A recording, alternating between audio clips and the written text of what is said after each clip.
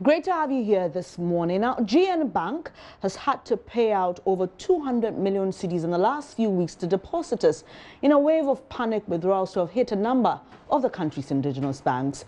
The withdrawals, which have come in the wake of the collapse of some 5 indigenous banks last August, leading to their merger, according to chairperson of Group Ndoum, Dr. Papakwesi Ndoum, is giving him sleepless nights, compelling him to embark on a campaign to reassure depositors. Interacting with traders in some major markets in Accra, Dr. Ndoum pleaded with customers to cease the panic withdrawals, assuring them their funds are safe. Nancy Emefadradosi has more. The obviously frustrated chairman of Group Ndoum, Dr. Papakwesi Ndoum, told traders at the Abosokan's spare parts hub the withdrawals are taking a toll on the bank. Every moment I have no more. I don't know what He later revealed to journalists the extent of panic withdrawals. We at GN Bank, I'll say over the past few weeks, we've seen more than 200 million Ghana cedis withdrawn. Okay, when prior to that, our deposits were going up. And we had just completed our expansion program. So the deposits were going up. So it is not just the 200 million that we have lost. It is all the other ones, opportunity costs that we could have had that we now don't have. He was quite upfront about his frustrations. For the past 3 weeks, 4 weeks, I can't sleep, okay? And because I just can't imagine that somebody urgently needs money. I cast my mind back to my own hometown, Elmina. I know how the poor fishermen are. But if somebody needs, 50 Ghana cedis, and they will go to my bank and be told that we don't have 50 Ghana cedis to give you, okay? Because some people have rushed to come and take the monies away who don't need it. It bothers me. It's not even my name or any of those things, because there isn't much more that I am going to do in my life now. Okay, I'm 65 years old. Some of the bank's customers who gave audience to the Group Ndoum chairman, however, explained they were not withdrawing their funds for the fun of it. We don't collect loan from any bank. Our duty is to just put the money there and take the money and go and work. So if you are putting your huge money there, like 200,000 Ghana cedi, and you are going to take it, and they say no money, your business too is collapsing. What are you going to do? That's our savoring. Most of our guys went there for money and they are not getting. So sometimes they go there and they find it very difficult to get. A friend of mine just even went there yesterday and he wanted about 10,000. They only provided 2,000 for him and told him that he should come there later for the rest because they didn't have enough money. Dr. Ndoum, however, reassured them. He also announced the bank will, by the end of the year, meet the new Bank of Ghana minimum capital requirement. We have until the end of the year. We have shareholders. I'm not the only shareholder. We have shareholders, and everybody has their target of what is it that they should pay. So we have given everybody's target to them to pay. So they are all working on it. He also welcomed Ghanaians interested in owning a part of the bank to come on board. Nancy Emefadradosi, JoyNews. Well, we are told that Dr. Papakwesi Ndoum is heading to the eastern region to also appeal to customers there not to withdraw all their deposits. I've been joined by Joy Business's Philip Nanfuri. Philip, great to have you here. Now, as predicted by many when we had the merger of the 5 banks, we seem to be seeing their concerns that we may have a certain reduction of trust in the banking sector, especially for local banks, because with all that we've seen from last year with regards to banking regulations and the Bank of Ghana having to come in to revoke licenses et al., they're all with local banks. And so that fear seems to be getting some credence, isn't it? Yeah, well, Benny, thank you very much. Some would argue that, yes, it seems most of the things that are going on are targeted or seem to happen to the local banks or the local financial institutions, be it a bank or a non-bank institution. Non-bank because the savings and loan sector, microfinance institutions, etc., fall under the non-bank financial institutions.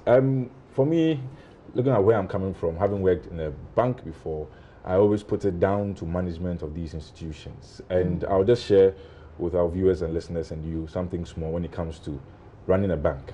Anytime we go and deposit our funds, and I'm referring to the panic withdrawals, anytime we deposit in the bank, a certain percentage goes to the Bank of Ghana. That's 10% of customers' deposits, which means the bank has 90% left with which they're going to lend and invest and run their operations.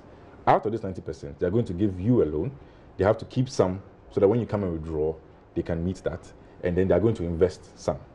So from the onset, the bank is already constrained with regards to the funds it has on hand. Back in the day, the Bank of Ghana had increased this, what is called minimum reserve requirements, the amount that goes to the Bank of Ghana. That's done for monetary policy reasons. The rest is supposed to be used to lend. So the more you keep at the Bank of Ghana, the less you have to lend and the less you have to give to customers. If you don't manage that properly, then when a customer comes to withdraw their funds, there's going to be a hole or going to be a problem. But Philip, some have argued that even if you go to the best bank in the world, if you have all depositors or majority of your depositors coming at a time to take out most of their investment, not that they're coming for regular withdrawals, but they're scared that their monies are going to get lost in the system, so they're taking a chunk of it or sometimes all of it away, you're going to have a crisis on your hands. That's very true, but it always happens when there's bad news. Because if you are walking around normally, you are sitting here, we are done with our show, and you are going to your bank, you haven't heard anything negative about your bank. If you hear something bad about your bank, that's why it goes back to the management reason. If they're not doing something right, and a customer goes and he wants to withdraw 50,000 Ghana cedis, and they say, oh, go and come back in 3 hours. I remember in 2015, Christmas time, when I was working in the bank, one of my colleagues went to a certain bank, which has now been purchased and assumed by another bank, I'll not mention names, to withdraw his investment. They told him to go and come back in 3 hours. That was one Christmas time. Yet the bank I was working in was able to meet all customers' needs at that time. Not all the customers came, but it's down to management. You're supposed to have enough on you. That's why they say a bank should be liquid. Have enough on you, and it's all boils down to management. It's as simple as that. That's and so you don't entirely agree that these panic withdrawals are as a result of the collapse or the purchase and assumption of the other banks as we've seen in this year and the one before it, but it also has to do with the local banks themselves and what happens within. Like we heard someone that Nancy spoke to saying that someone went there to withdraw money and they couldn't get all of it. You believe that it's a merger of these two or many other reasons? Exactly so. What happened in the banking sector will by all means go into other sectors.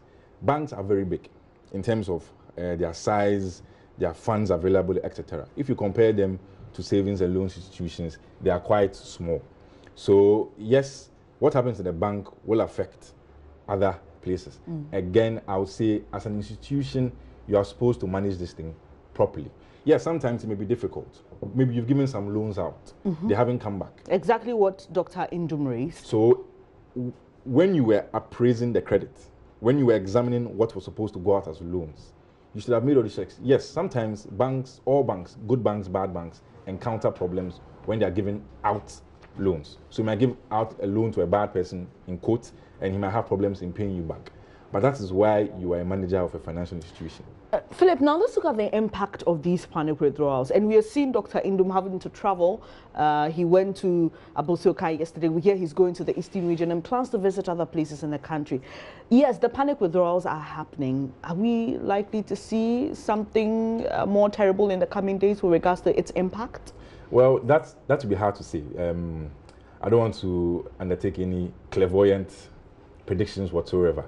But I would say, from his point of view, it's a good crisis management thing, if I can put it that way. You go around and reassure, and he being the owner or a large shareholder of the bank, yes, it's all well and good. But some were asking that the regulator also should come out and say something, because they have spoken with regards to the banking crisis that occurred August 1st, this recent. But it seems some are saying that they haven't said anything with regards to this savings and loans sector debacle and all other things.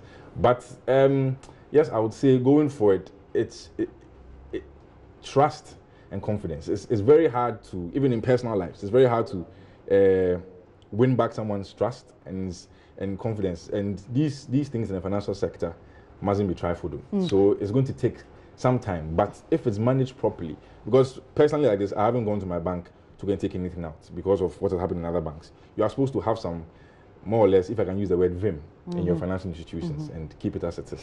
Finally, before you go, the president spoke yesterday on issues within the banking sector. Were you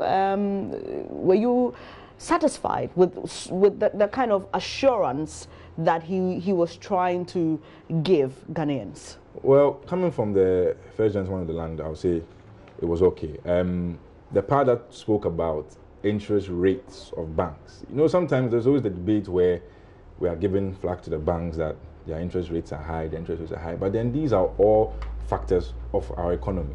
A bank doesn't decide to give high interest rates because it wants to punish consumers. There are a multiplicity of factors that go into this. I wrote an opinion piece about 2 months ago on why a certain bank, which has now gone under base rates, as in the year 2017, was about 30%, which means that that's the lowest amount at which it will lend you a loan. And after calculations and other things, it's going to go high up to even 40%. There are a number of factors. Non-performing loans going to feed rates at which banks lend, their cost of operations, what they have to give back to their shareholders, and the general macroeconomic situation. So going forward, if you want low interest rates from banks, macroeconomic indicators should hold.